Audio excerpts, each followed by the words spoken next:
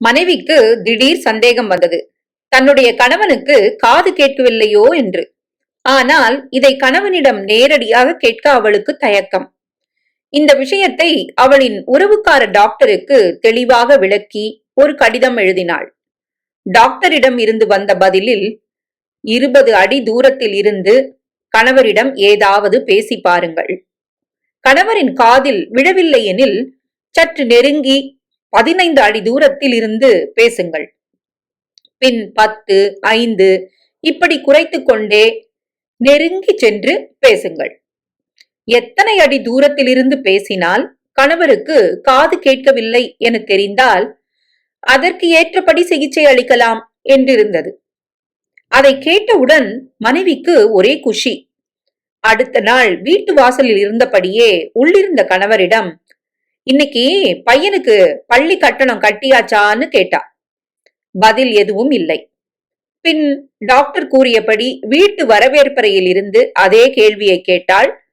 அதற்கும் பதில் இல்லை. ஹாலில் இருந்து கேட்டாள். சமையலறை வாசலில் இருந்தும் மீண்டும் மீண்டும் அதே கேள்வியை கேட்டாள். கணவரிடமிருந்து பதிலே இல்லை. போச்சு, 2 ஸ்பீக்கரும் அவுட் ஆயிடுது போல என்று மனதில் கன்ஃபார்ம் செய்து விட்டாள். கடைசி வாய்ப்பாக கணவனின் காது அருகே சென்று சத்தமாக, இன்னைக்கு பையனுக்கு ஃபீஸ் கட்டியாச்சா என கேட்டாள். காதில் ஏதோ குண்டு வெடித்தது போல் இருக்கவே அவளின் கணவன் அவளை கோபமாக திரும்பி பார்த்து, ஏண்டி இப்படி கத்துற?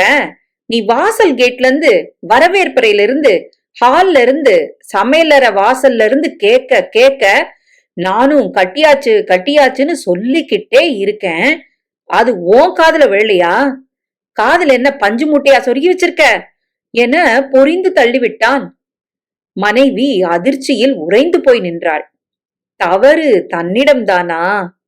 இப்படித்தான் பலர் பிரச்சனையை தன்னிடம் வைத்துக்கொண்டு அது பிறரிடம் இருப்பதாக நினைத்து வாழ்ந்து கொண்டிருக்கிறோம்.